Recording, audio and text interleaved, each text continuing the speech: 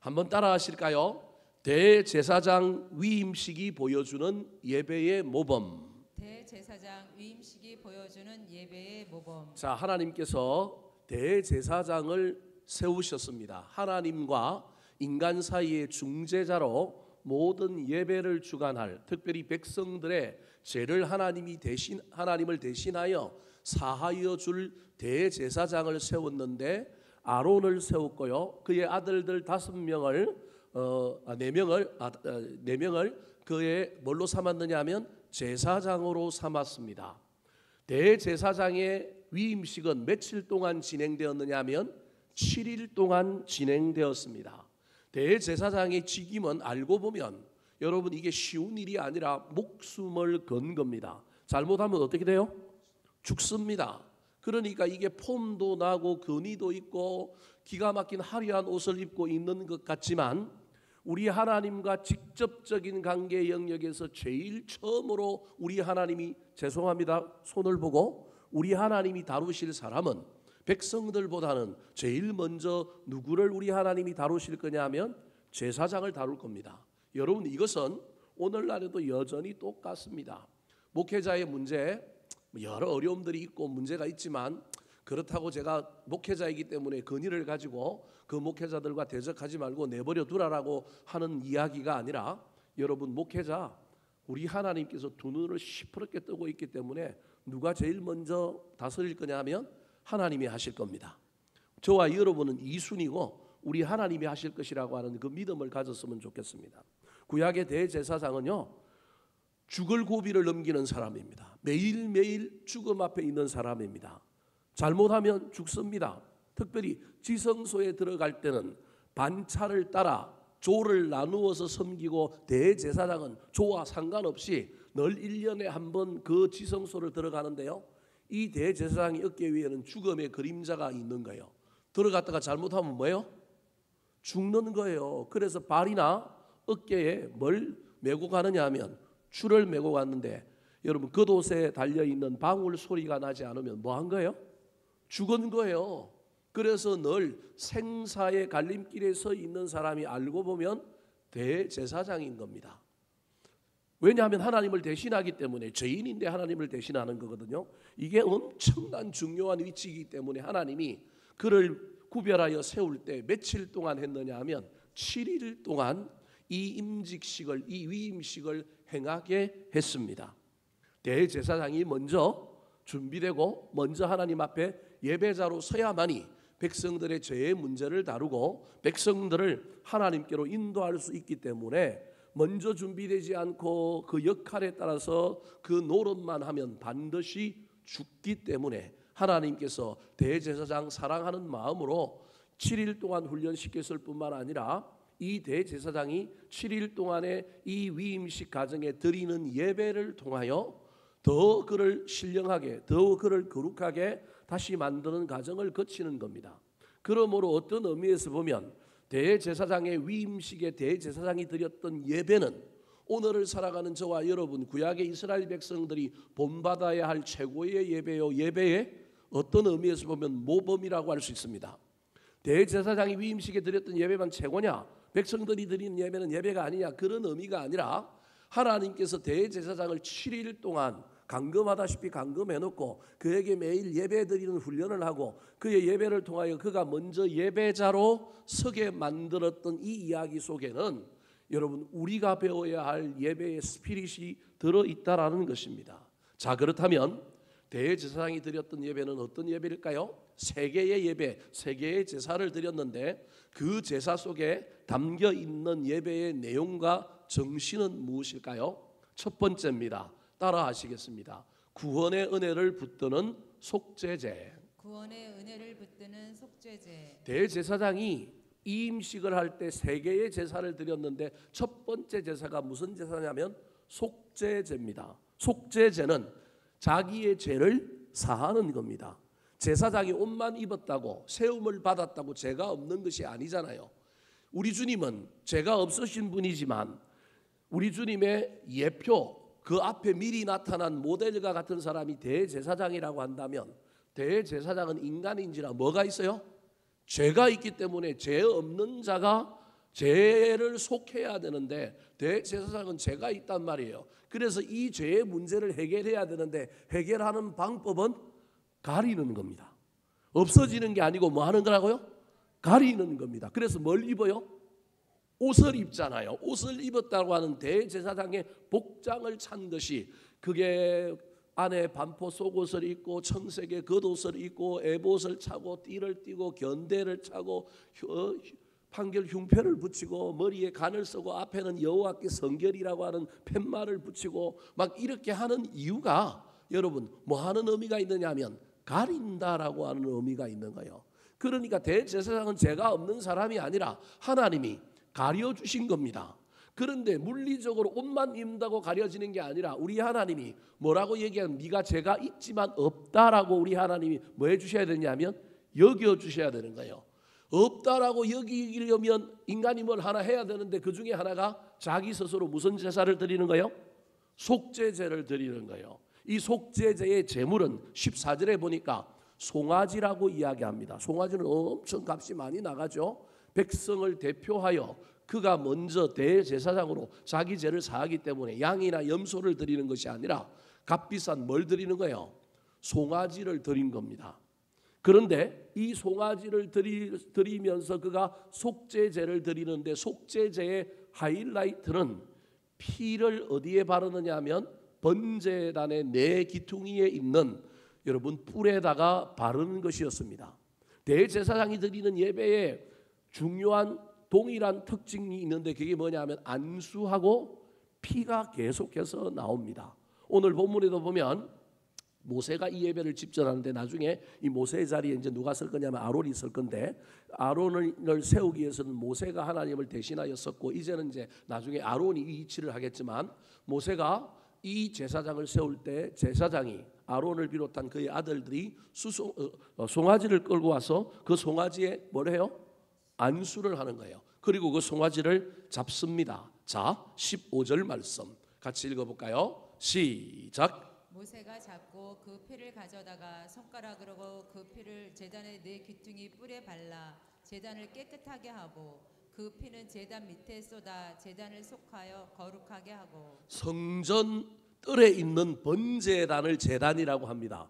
지금 아직 세워지지 않았고 거룩하게 안 됐기 때문에 어디에는 못 들어가요? 성소와 지성소에는 못 들어가는 거예요. 들어가면 뭐예요? 죽어요. 아직 세워지지 않았기 때문에. 그래서 여러분 어디에서만 이 일을 하고 있느냐 하면 뜰에 있는 번제단의 네 기퉁이에 뿔이 있는데 이게 구원의 뿔이란 말이에요. 그 뿔에 뭘 바르는 거예요? 피를 바르는 거예요. 구원은 피로만 온다. 예수 그리스도의 보혈로 구원이 이루어진다라고 하는 구원에는 반드시 피가 있어야 된다라고 하는 것을 알려주기 위하여 그 피를 바르는 거예요. 그러니까 너의 죄의 사함은 이 송아지의 피로 사해졌다. 신약에서는 우리의 죄 사함은 누구의 피냐 하면 예수 그리스도의 보혈의 피다라고 하는 것을 알려주는 거예요.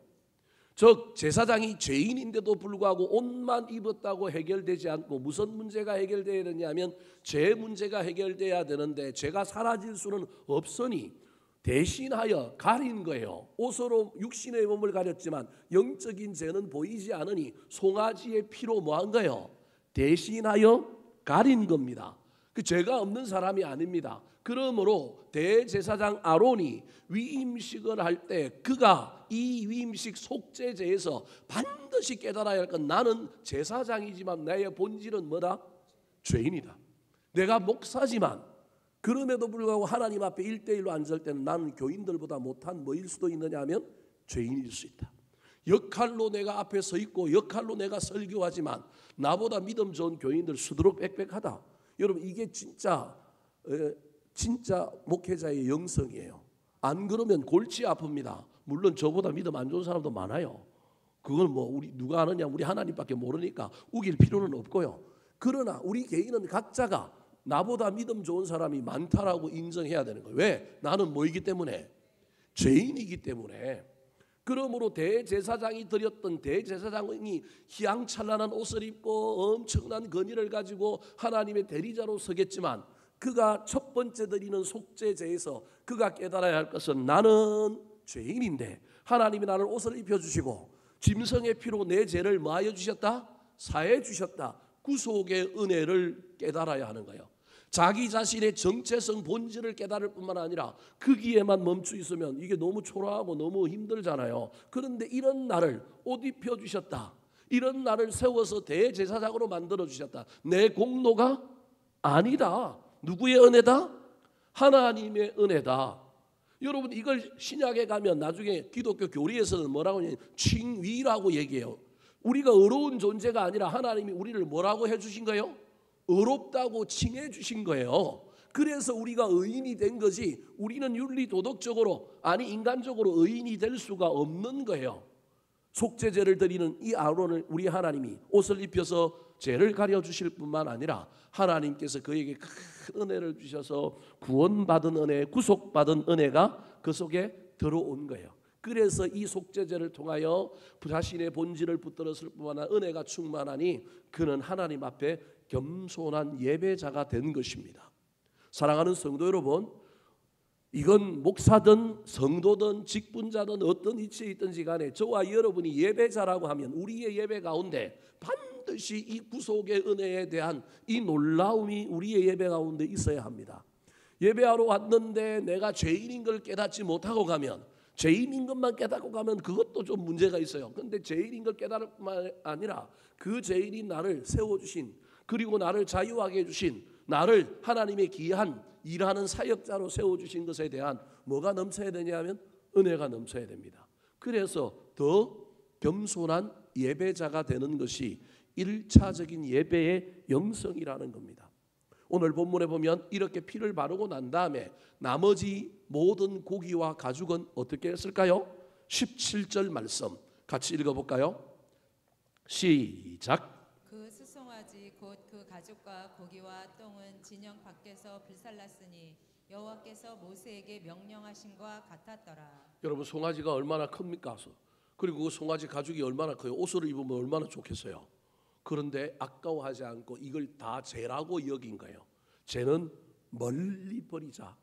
이게 예배자의 영성이어야 합니다. 사랑하는 성도 여러분, 저와 여러분이 어떤 예배를 드리든지 간에 그 예배에 내가 은혜를 받았느냐, 오늘 말씀이 어땠느냐, 뭐 여러 가지 것들이 중요하고요. 그것들이 없을 필요는 없지만 그럼에도 불구하고 가장 필수적인 것은 구원의 은혜, 구속받은 은혜가 우리 예배 가운데 사라지면 안 됩니다. 나의 기도가 응답되었느냐, 내 질병이 나았느냐, 내가 기도했던 그 현재의 어려운 문제가 해결되었느냐, 이거 중요하지요. 여러분 그럼에도 불구하고 그리 아니하실지라도 그래도 나는 오늘 구속받은 사람으로 구속받은 하나님의 백성으로 그래도 나는 오늘 주님 앞에 나와서 뭐 하고 있다고요? 예배하고 있다. 내일 또 하나님이 역사하실 수 있다. 하나님의 시간과 때가 있다. 여러분 이 믿음 가지고 나아갈 수 있게 되는 것이 구속받은 은혜를 소유한 사람이라고 하는 사실을 기억하여 우리의 예배 가운데 이것이 사라지지 않았으면 좋겠습니다. 예배 드리다 보면 예배자로 살다 보면 이 본질이 희미해져 버리고 다른 것들을 붙들고 우리가 예배하고 다른 것들 때문에 우리 예배가 좋았느니 나빴느니 늘 우리 스스로 평가할 때가 많지만 여러분 우리 하나님이 진짜 좋아하시는 예배는 구원받은 은혜가 그 예배 가운데 있느냐, 우리가 그 예배의 주인공들이 되기를 예수님의 이름으로 축원합니다. 두 번째, 대제사장이 위임식에서 드렸던 예배는 무엇일까요? 그 예배에 담겨 있는 예배의 스피릿과 그 내용은 무엇일까요? 따라 하시겠습니다. 헌신과 순종을 결단하는 번제. 헌신과 순종을 결단하는 번제. 우리의 예배 가운데 분명히 구원의 은혜가 가장 기초여야 합니다.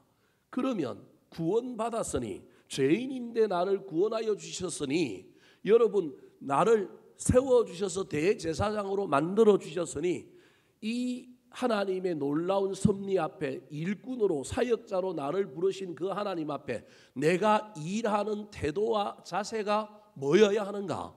여러분 이게 두 번째 예배의 주제여야 한다는 겁니다. 대제사장이 분명히 하나님께서 대제사장으로 세웠잖아요. 대제사장으로 세운 건 일하라고 세웠죠.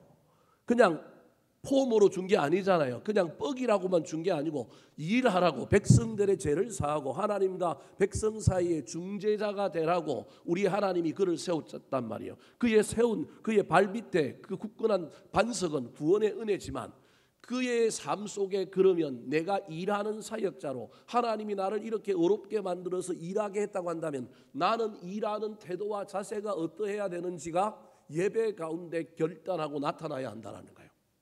우리 예배 가운데 막 복을 구하고요, 기도만 하고요, 소망하고요, 내 마음이 만족하냐 이런 것들을 따지지만 지금 제가 그렇게 설명하고 비유하는 게 필요 없다는 것 아닙니다. 필요합니다. 그런 것도. 그럼에도 불구하고 저와 여러분이 늘 예배할 때, 우리는 예배할 때 그 예배 가운데 무엇이 있어야 되느냐 하면요, 여러분, 헌신과 순종을 결단해야 합니다. 두 번째 예배가 번제인데 이 번제가 어떤 의미가 있느냐 하면 헌신과 순종에 대한 이야기가 있습니다. 세 가지 예배마다 다 여러분 제물이 있고 그 제물에 안수하고 그 다음에 피의 이야기가 나오는데 두 번째 예배인 번제에는 제물이 무엇이 사용되었느냐 하면 18절에 보면 수양이 사용되었습니다. 첫 번째 속죄제에는 송아지가 사용되었고요, 그 피를 어디에 사용했느냐 하면 뜰에 있는 번제단의 뿔에 바르는 역할을 했는데 두 번째 번제에는 그 피가 어디에 뿌려지느냐 하면 제단 사방에, 땅에 뭐 하느냐 하면 뿌려집니다. 땅에.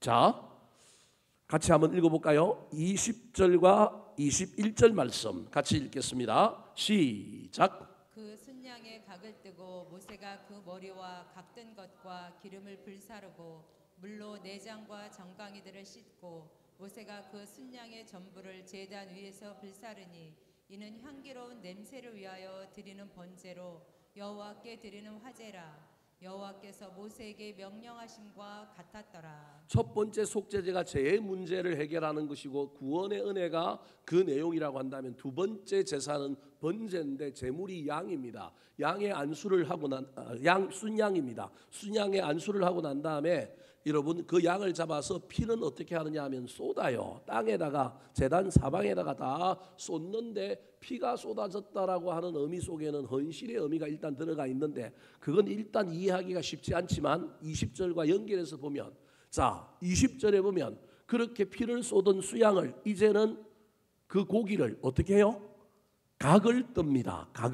각을 떠서 딱 그 다음에 저기 보니까 머리와 각던 것과 기름을 뭐 하라고요? 불살랐던 거예요. 그러니까 번제의 핵심은요, 하나도 남는 것이 없이 다 뭐 하는 거예요? 불사르는 거예요. 번제는 불사르는 거예요. 이 불살랐다라고 하는 이 의미 속에 어떤 의미가 있느냐 하면 헌신이 있는 거예요. 헌신. 불사르는 헌신이 있는 거예요. 남는 것이 없어요. 전력을 다하는 거예요. 제사장에게 하나님이 요구하는 것이 뭐 양적인 면도 있지만 네가 전심으로 나한테 헌신할 수 있느냐를 묻는 의미로 무슨 제사를 드리라 그랬냐면 번제를 드려서 온전히 태워지고 죄만 남는, 얼마나 사역자가 열심히 했으면 건강을 상하고 얼마나 열심히 하면 뭐 남는 것이 하나도 없는 삶이 될 정도로 그냥 자신을 온전히 바친 사람, 사실을 알고 보면 사도 바울이라든지 초대교회 12제자들의 삶이 다 그런 삶이었잖아요. 이게 번제와 연관이 있다라는 거예요. 그런데 불타기 전에 해야 될 일이 있는데 불타기 전에 무슨 일을 해야 되느냐면 짐승을 머리를 자르고 각을 어떻게 해요? 떠는 거예요. 여기에 무슨 의미가 있느냐 하면 내가 죽는 거예요. 태우는 것은 죄만 남고 헌신이라고 얘기한다면 그냥 짐승을 죽인 것이 아니라 하나하나 해체하여 뭘 뜨는 거예요? 각을 뜨는 거예요. 깍둑 썰기를 하는 거예요. 이 말 속에는 어떤 의미가 있느냐 하면 하나님의 사역자로 세우심을 받은 사람은 내 생각, 내 논리, 내 이성, 내 경험이 아니라 전부 우리는 하나님 앞에 각이 떠여진 사람, 다르게 얘기하면 내 생각을 내려놓고 우리 하나님이 철저히 나를 죽였는데 그냥 죄송합니다 이런 이야기해서 그냥 목을 줄여서 짐승의 피를 토해내서 죽인 정도가 아니라 한 번 죽이는 게 아니라 뭐 김치가 뭐 6번 죽니 7번 죽니 하는 것처럼 여러분 저 번제물을 또 어떻게 한 거예요? 머리도 자르고 또 어떻게 하는 거예요? 하나하나 계속 칼질을 해갖고 무슨 썰기를 했다고요? 깍둑 썰기를 해갖고 한 거예요. 그리고 난 다음에 마지막에 뭐 했다고요? 태웠다라는 거예요. 21절에 보면요, 내장과 심지어 뭐까지요?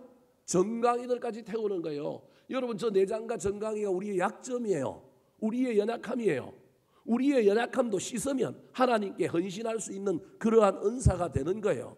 뭐 하나님께는 안 쓰임 받는 게 없다라는 거예요. 내장은 버릴 텐데 내장까지 번제는 뭐 하는 거예요? 태우는 거예요. 그래서 저 각을 뜨고 머리를 자르는 것 속에는 내가 죽는 거예요. 내가 죽는다는 말은 다른 게 아니라 나는 죽고 하나님의 명령에 내가 뭐 하는 거예요? 순종하는 거예요. 그리고 불로 태워서 완전히 제가 될 정도로 내가 하나님의 그 말씀 앞에, 그 사역 앞에 온전히 순종하겠다. 구원의 은혜의 밑바탕을 둔 이 제사장이 그 다음에 결단해야 될 그의 삶의, 그의 신앙의 태도 중에 하나는 나는 주님이 말씀하시면 순종하여 듣겠나이다. 나를 죽이겠습니다. 더 나아가서 나는 충성을 다하고 열정을 다하여 피가 다 쏟아지는 것처럼 나는 온전한 헌신, 열정적인 열심과 최선을 다하는 충성된 대제사장이 되겠습니다라고 하는 의미가 바로 이 두 번째 예배인 번제에 들어있다라는 것입니다.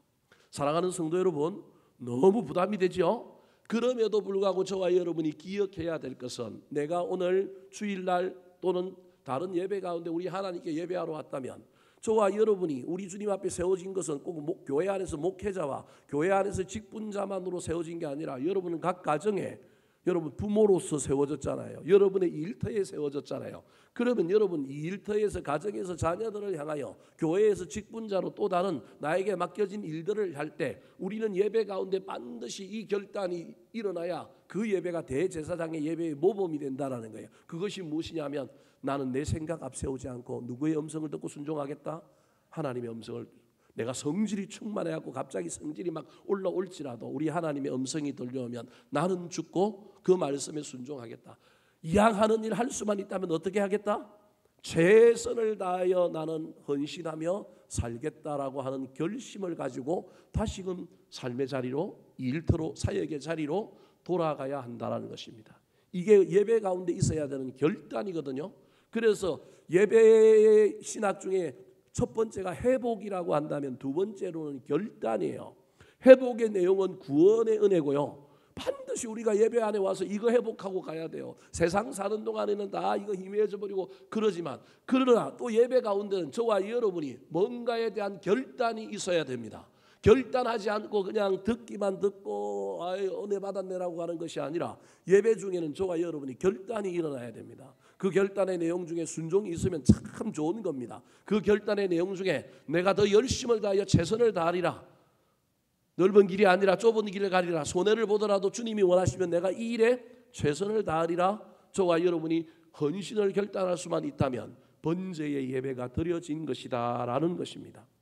잘 기억하셔서 예배 가운데 각자가 처한 상황과 환경이 다르기 때문에 일괄적으로는 이야기할 수 없을지라도 여러분 예배 가운데 우리는 결단하는 예배자여야 한다는 사실을 기억하시기 바랍니다. 잃어버렸던 구원의 감격을 회복하고 난 다음에는 구원해 주셨으니 나를 구원하신 것은 단순히 구원 상태에 머물게 하고자 함이 구원의 목적이 아니라 구원하여서 나를 쓰시려고 하는데 나를 사용하시려고 하는데 그 사용함에 있어서 내가 우리 하나님께 온전히 쓰임받는 일꾼이 되려고 하면 나는 뭐 해야 되느냐 하면 결단해야 돼요. 그 결단의 내용들은 각자마다 다 다르겠지만 이 결단이 우리의 예배 가운데 일어나게 되기를 예수님의 이름으로 축원합니다. 세 번째입니다. 대제사장이 위임식에서 드렸던 예배가 무엇일까요? 그리고 그 예배의 내용 안에 담겨진 예배의 정신은 무엇일까요? 따라하시겠습니다. 저게 제가 안 고쳐갖고 적었습니다. 따라하시겠습니다. 기쁨과 감사가 넘치는 화목제. 기쁨과 감사가 넘치는 화목제. 세 번째의 제사는 화목제사인데 이 화목제사의 키워드는 기쁨과 감사입니다. 화목제도 제물이 뭐였느냐 하면 수양입니다. 그리고 그 수양에 또다시 안수하고 난 다음에 다시 거기에도 뭐가 사용되느냐 하면 피가 사용됩니다. 역시 이 피가 땅의 제단에 쏟아집니다. 그런데 세 번째 예배는 이 피 말고도 또 다른 하나가 사용되는데 그게 뭐냐 하면 무교병이라고 하는 떡이 사용됩니다. 자, 22절과 26절 말씀 같이 한번 읽어볼까요? 시작. 또 다른 순양 곧 위임식의 순양을 드릴세. 아론과 그의 아들들이 그 순양의 머리에 안수하매 여호와 앞 무교병 방주리에서 무교병 1개와 기름 섞은 떡 1개와 전병 1개를 가져다가 그 기름 위에와 오른쪽 뒷다리 위에 놓아. 자, 하목제라고 하는 제사는요, 하목이 이루어진 거예요. 샬롬이 이루어진 거예요. 그러니까 보십시오. 대제사장 위임식 날 자기를 구원하여 대제사장으로 삼아주신, 내가 죄인인데도 불구하고 하나님이 나를 세워주신 이 놀라운 은혜를 내가 다시 감격하는 거예요. 그리고 그 은혜 때문에 나를 세워주셨으니 나는 그 세움에 합당하게 일하겠다고 번제를 드리면서 결단을 했어요. 하늘에서 이 두 가지 제사를 보고 있는 우리 하나님이 너무 기쁜 거예요. 그래서 우리 하나님이 또 다른 은혜를 주신 것이, 그것이 무엇이냐면 평화예요. 평안이에요. 평안. 하나님과 인간이 완전히 화목되었다라고 하는 의미. 그 화목의 가장 중요한 것은 기쁨이에요. 그래서 화목은 여러분, 우리가 그냥 생각하기를 그냥 화목하게 잘 지낸다 그렇게 이야기하지만 화목의 다른 이름은 평화거든요. 성경의 용어로는 샬롬이거든요. 샬롬은요, 부족한 것이 없어요. 즉 이걸 누가 느끼느냐 하면 예배자인 대제사장이 느끼는 거예요. 아, 하나님과 나 사이의 관계가 화목해졌다.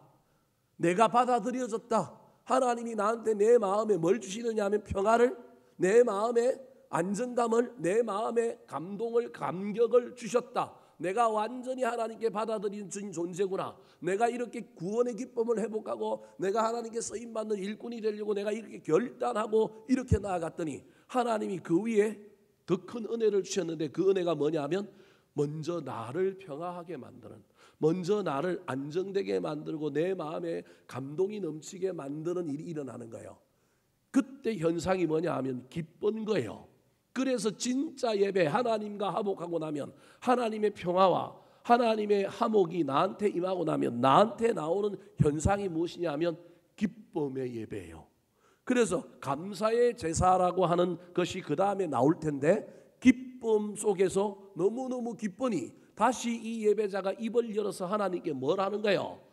감사하다고 얘기하는 거예요. 여러분, 화목제는 짐승을 드리는데, 제사장이 드렸던 화목제에는 신기하게도 소제라고 하는 이스라엘 제사의 두 번째 제사의 내용이 이 안에 들어와 있어요. 일반 백성들은 이 위임식과 달리 화목제를 드릴 때는 이게 없어요. 단순히 있는 것 정도는 뭐냐면 곡물 가루 한 움큼을 얹어서 같이 뭐 하느냐 하면 태우는 정도예요. 그런데 제사장의 위임식에는요, 뭐가 들어와 있느냐 하면 소제가 들어와 있어서 이 소제 곡물 가루를 가지고 뭘 만들어요? 떡을 만들어 왔다니까요. 떡을 몇 덩이를 만들어 왔어요? 3덩이를 만들어 온 거예요. 26절에 보니까 무교병 1개, 누룩 안 들어간 것, 그 다음에 기름 섞은 떡 1개, 그 다음에 또 다른 거는 전병 하나, 3개를 갖고 온 거예요. 여러분, 이게 소제에 쓰이는 제사의 제물이거든요. 그래서 소제는요, 이걸 냄비에 뭐 이렇게 전처럼 만들어 오기도 하고요, 곡물 가루를 와서 가루를 드리기도 하지만, 저 소제의 저 방식은요, 일반 화목제에는 쓰여지지 않는 방식인데, 대제사장의 위임식에만 이 화목제에 뭘 가지고 오냐면 소제를 연결해 놓은 거예요. 제가 지난번에 설교할 때도 말씀드렸지만, 소제는 무슨 제사냐면 감사의 제사다. 특별히 곡물을 주신 것에 대한 감사가 담겨 있는 거예요. 그래서 하나님께서 화목제를 드리라고 하는데, 화목제는 수양을 갖고 드리는데, 수양의 아까슴살은 흔들어서 요제를 하고요, 오른쪽 뒷다리는요 들어서 뭐예요? 거제를 하는 거예요. 그리고 이 두 개는 제사장이 뭐 하는 거예요? 자기 몫으로 먹는 거예요. 그냥 화목했다라고 하는 의미를, 하나님과 화목하고 그 화목함이 넘쳐 흘러서 사람들과의 화목으로 발전했다라고 하는 의미로 이 화목제의 제사 기법이 앞으로 보냈다가 뒤로 뺐다가 앞으로 갈 때는 누구한테 간가요? 하나님. 하나님이 받으셨으니 이제 너희도 먹어라. 그런데 하나님의 대리자로 제사장이 먹어라. 뒷다리를 가지고 이걸 위로 올렸다 내렸다는 거. 올릴 때는 누가 먹는 거예요? 하나님이 먹는 거예요. 여러분, 이거는 동서양을 비롯하여 모든 제사에 있는 거예요. 우리는 유교식으로 제사 들면 뭘 돌려요? 잔 돌리잖아요. 한 번도 안 해봤고 잘 모르죠. 저는 유교 집안에서 유교 집안에서 태어나고 막 제사를 수도 없이 봐가지고 하잖아요. 젓가락 꽂았다가 눕혔다가 숟가락 갖고 이게 꽂았다가 눕혔다가 막 하잖아요. 이게 다 그런 의미라는 거예요. 그래서 이 이스라엘 백성들의 소재의 이야기 속에도 그게 있는데 저 이야기의 핵심은 뭐냐면 하나님이 주시는 평화를 느낀 사람이 우리 하나님이 관계 속에서 자기를 받아주었다. 너 그렇게 결단하고 구원의 기쁨 회복하여 너 열심히 일하겠다 그러니 내가 너한테 너를 완전히 받아주고 내가 나의 충성된 일꾼으로 내가 인정한다라고 하는 의미로 갑자기 그 예배 가운데 뭐가 임하느냐 하면 하나님의 샬롬이 임한 거예요. 근데 그 샬롬은 1차적으로 무엇으로 나타나느냐 하면 기쁨으로 나타나는데 그 다음에 2차로 나타나는 게 단순히 기뻐하는 것을 넘어서서 입술로 뭐 하는 거예요? 감사하다라고 이야기하는 거예요. 입술로 감사하는 걸 넘어서서 나중에 이 재물을 나눈 것처럼 이 화목이 들어온 사람은 화목케 하는 직분을 감당함으로 말미암아 또 자기가 받은 고기를 제사장은 혼자 먹지 않고 레위인들을 다 불러갖고 뭐 하는 거예요? 나누어 먹는 거예요. 그러니까 여러분 화목케 하려고 하는 것은요, 화목케 하려면 제사장은 사람과 하나님 사이를 화목케 하는 직분을 받았잖아요. 근데 이 직분을 행하려면요 이게 쉬운 일이 아니라는 거예요. 먼저 자기가 구원의 은혜를 경험하고 할 뿐만 아니라 먼저 자기에게 하나님이 은혜를 베풀어 주신 것이 들어와서 자기가 먼저 뭐 해야 돼요? 기뻐야 돼요. 내 입술에 먼저 뭐가 넘쳐야 돼요? 감사가 넘쳐야 돼요. 감사가 넘치는 사람이 뭐 할 수 있느냐 하면 나눌 수 있는 거예요. 그래서 여러분 화목하게 하는 일, 누군가를 용서하고 누군가를 받아주고 누군가를 이해하는 일은요 내가 먼저 은혜 받거나 내 마음이 먼저 해결되지 않으면 된다 안 된다? 안 된다. 뭐 목사님이 아무리 찾아가고 둘이 화해해 그래도 된다 안 된다? 안 되는 거예요. 방법은 그 사람이 하나님한테 뭘 받아야 돼요? 은혜를 받아야 된다니까요. 고집을 땡깡을 부리다가 어느 날 갑자기 아유 내가 이러면 안 될 것 같아서 내가 마음을 바꾸기로 했습니다. 이런 일이 일어난다니까요. 그게 사람이 되는 일이 아니라 본인이 하나님 앞에 여러분 은혜를 받아야 되는 거예요. 그래서 화목제의 특징이 뭐냐 하면요, 화목제의 특징은요 두 가지 특징인데 의지적으로 화목제를 드리는 사람이 있는가 하면 화목제라고 하는 건 또 다른 의미로 보면 은혜 받은 사람이 드리는 뭐예요? 제사예요. 은혜 받은 사람이 드리는 제사예요. 그래서 화목제 앞에 뭐가 있느냐 하면 속죄제와 번제가 있는 이유가 여기에 있는 거예요. 속죄제에서 구속의 은혜를 못 받은 사람이 화목할 수는 없어요. 제사장이 옷만 입혀놨다고 여호와께 성결이라고 하는 모자만 썼다고 되는 일이 아니라는 거예요. 구속의 은혜가 들어오니 그 은혜 때문에 하나님과 사람 사이에 무슨 역할을 할 수 있느냐 하면 화목케 하는 중재자의 역할을 할 수 있는 거예요. 마찬가지입니다. 우리도 저와 여러분이 이 화목제를 먼저 드리려고 애를 써야 되는데 이게 잘 안 되는 이유는 나한테 뭐가 없기 때문에 그렇다고요? 은혜가 없기 때문에 그래요. 그래서 화목제는요 두 번에 사실은 걸쳐지는 예배가 될 수밖에 없는 거예요. 오늘 본문에도 보면 화목제를 드리고 난 다음에 그 다음에 무슨 제사를 드렸어요? 소제를 드렸잖아요. 떡을 먹잖아요. 그러니까 여러분 나한테 은혜가 넘쳐서 그 은혜 때문에 화목제사를 드렸더니 또 다른 은혜가 임함으로 말미암아 내가 또 다른 화목제를 드리는 거예요. 그게 소제예요. 다르게 얘기하면 하나님의 은혜로 말미암아 내가 하나님 앞에 화목을 경험하고 내가 사람들을 중재하고 사람들을 용서하는 자리, 나눔의 자리까지 나아갔더니 삶의 현장에서 또 다르게 뭐가 이루어졌다? 화목제사가 이루어졌다. 그 의미로 우리 하나님께서 유임식 할 때 대제사장에게는 그냥 화목제사만 드리지 말고 뭘 드리라고요? 소제를 드리라는 거예요. 소제. 그 전병들을 먹으라는 거예요. 왜냐하면요 여러분 가슴살과 뒷다리는 누가 먹어요? 제사장이 먹는단 말이에요. 근데 이 전병들은 제사장 몫이기도 하지만 다른 사람들과 뭐 할 수 있어요? 나눌 수 있는 거예요. 그래서 2단계의 화목이 일어나는 거예요. 하나님과의 화목이 일어날 뿐만 아니라 사람과도 화목이 일어나는데 그 화목이 일어났다라고 하는 의미 속에 음식의 나눔이 생긴 겁니다. 그렇다면 이 화목을 이루기 위해서는 어떻게 해야 될까요? 먼저 은혜가 임해야 되는데 구속의 은혜가 임해야 되는데 이 구속의 은혜가 계속하면 좋지만 또 사라질 걸 대비하여 오늘 본문에 보면 하나님께서 이 수양 한 마리를 잡아서 화목 제사를 먼저 드리고 그 다음에 소제를 드리라 그랬는데 화목 제사를 드릴 때 이상한 방법 하나를 씁니다. 어떤 방법을 썼을까요? 24절 말씀 같이 한번 읽어볼까요? 시작. 아론의 아들들을 데려다가 모세가 그 오른쪽 귓부리와 그들의 손의 오른쪽 엄지 손가락과 그들의 발의 오른쪽 엄지 발가락에 그 피를 바르고 또 기에 모세가 그 피를 제단 사방에 뿌리고 예, 기에 뭘 발랐다고요? 피. 기가 두 개 있는데 오른쪽이 다 대표예요. 대표. 기에 피 발라갖고 네가 좀 피 발린 기가 되어서 기가 뭐 했으면 좋겠다고요? 열렸으면 좋겠다. 그래야만이 뭐 할 수 있다고요? 화목할 수 있다라는 거예요. 머리로는 안 되는 거예요. 이거는 하나님의 음성이 들려와야 되는데 이 음성이 안 들려오는 거예요. 사람 소리만 들려오고 내 마음에 막 미워하는 소리만 들리는 거예요. 그래서 뭘 발랐다고요? 피가 발린 거예요. 그 다음에 오른쪽 엄지손가락에 뭐 발렸다고요?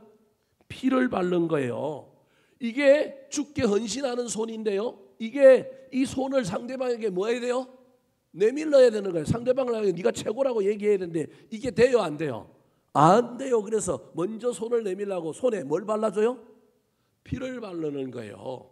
여러분 이게 단순히 물리적으로 피 바른다는 얘기가 아니라 이 이야기 속에 담겨 있는 것은 사람과 화목하는 일이 내 안에 기쁨도 없고 내 안에 감사도 없고 내 안에 은혜도 없는데 이게 된다 안 된다? 안 된다. 그러므로 우리의 귀에 피가 발려져야 되고 우리의 엄지손가락에 뭐가 발려야 되냐면 여러분 피가 발려져야 될 뿐만 아니라 마지막으로 어디에도 발렸다고요? 오른쪽 엄지발가락. 그래서 이게 나도 모르게 피 발린 이 발가락이 나를 데리고 막 가는 거예요. 딴 사람한테 막 가는 거예요. 그 미운 놈한테 그 왼수 놈한테 가는 거예요. 나도 모르게 가는 거예요. 이런 은혜라는 거예요. 이 은혜가 임해야만이 화목제사가 두 번째 화목제사가 일어날 수 있다는 거예요. 번제의 화목제사를 통하여 내가 다시 은혜를 받는 사람이 될 뿐만 아니라 그 은혜 받음으로 소제라고 하는 것은 감사거든요. 이 감사의 소제를 통하여 삶의 현장에서 저와 여러분이 또 다른 사람을 화목해 하는 그런 역할을 감당할 수 있다. 왜냐하면 제사장은 하나님과도 화목해야 될 뿐만 아니라 누구하고도 화목해야 돼요? 백성하고도. 하나님과 백성의 중간에 딱 끼어 있는 사람이 누구냐 하면 제사장인데 제사장이 하나님과 화목함으로 하나님의 은혜가 자기한테 임하지 않으면 사람들과 할 수 있다 없다? 없다. 여러분 그 대표적인 예가 모세예요. 모세가 이스라엘 백성들을 이끌고 광야의 길 가는데 여러분 얼마나 힘들어요. 저 같으면 뭐 몇 번 도망쳤을 텐데 여러분 모세가 엄청 힘들었을 거예요. 힘드니까 모세도 인간이라 한두 번 뭐예요? 실수하잖아요. 십계명 두 돌판도 뭐예요? 깨트려버리고 얼마나 답답하면 하나님이 반석을 명하여 말로 물을 내라고 해야 되는데 얼마나 성질이 나면 그냥 짝대기를 가지고 지팡이를 갖고 반석을 어떻게 해요? 쳐버리잖아요. 얼마나 모세가 힘들면 그랬겠어요. 그 모세는 아는 거예요. 그래서 모세는 그 은혜가 그래도 있었기 때문에 하나님이 저 백성들 다 멸하고 다른 족속을 일으켜서 너를 지도자 삼아 내 가나안 땅에 데리고 가겠다 그러니까 모세가 한대요 안 한대요? 안 한다는 거야. 내 이름이 책에 지어져도 좋으니까 안 된다라는 거예요. 여러분 이건 모세가 하나님 앞에 뭘 받은 거냐 하면 은혜를 받았기 때문에 그래요. 이 은혜가 없으면 백성들이 말썽 꾸르기요 그냥 미워지기만 하는 거예요. 목회할 때도 목사인 저도 그럴 때가 있다니까요. 죄송합니다. 저도 하나님 닮아가지고 여러분이 이뻐 보이기만 하고 막 여러분이 사랑스러워 보이기만 하면 좋겠지만 때로는 저도 안 그럴 때가 있다니까요. 그때마다 깨달아야 할 것은 내가 하나님 앞에 은혜를 못 받았구나. 하나님과 나 사이의 관계가 지금 문제가 생겼구나. 여기에 은혜가 임해서 내 귀에 피가 발리고 내 엄지손가락에 피가 발리고 내 오른쪽 엄지발가락에 피가 발려야만이 내가 교인들에게도 내가 다른 사람에게도 속 썩이는 사람도 내가 그에게 화목해 하는 이 직분을 감당할 수 있겠구나. 사랑하는 성도 여러분, 사람 마음 내가 주인이지만 내 마음대로 됩니까? 안 됩니다. 여러분 교회 예수를 몇십 년 믿어도 관계의 문제에 있어서 우리가 늘 안 되는 부분이 이 부분입니다. 그때 저와 여러분이 억지로 화목해 하려고 하지 말고 누구 앞에 갖다 앉아야 되느냐 하면 하나님 앞에 딱 앉아가지고 먼저 하나님 앞에 은혜를 받으시기 바랍니다. 그 하나님의 은혜가 나의 독한 마음을 녹여야 하고요. 나의 그 용서하지 못하는 그 한계의 상황을 우리 하나님이 나를 녹여주시면 저와 여러분이 뭐 할 수 있느냐 하면 중재자의 역할을 할 수 있는 겁니다. 그러므로 이 아론이 대제사장이 됨으로 말미암아 구원의 본질을 또 회복하고 사역의 태도와 자세로는 여러분 결단함으로 순종과 헌신함으로 나아갈 뿐만 아니라 그의 최종적인 목적은 하나님과 사람 사이에 뭐 하는 거요? 중재하는 것, 화목해야 하는 역할. 그 일을 하려면 하나님께 은혜를 받아야 이 일을 할 수 있는데 이거 자기 마음대로 내 공로로도 안 돼요. 내가 뭐 교회 나온다고 내가 뭐 새벽 깨운다고 내가 금요일 기도 막 부러짓는다고 그게 필요 없다는 얘기가 아니에요. 하지만 그럼에도 불구하고 누구의 은혜가 임해야 돼요? 하나님의 은혜가 이어져. 내가 피 바를 수 없잖아요. 누가 발라줘야 돼요?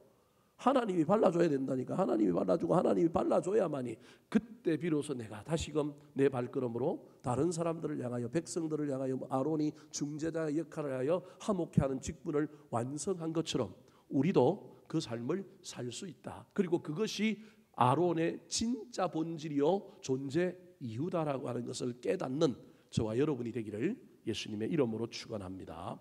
한번 따라 하실까요? 대제사장 위임식이 보여주는 예배의 모범. 대제사장 위임식이 보여주는 예배의 모범. 구원의 은혜를 붙드는 속죄제. 구원의 은혜를 붙드는 속죄제. 헌신과 순종을 결단하는 번제. 헌신과 순종을 결단하는 번제. 기쁨과 감사가 넘치는 화목제. 기쁨과 감사가 넘치는 화목제.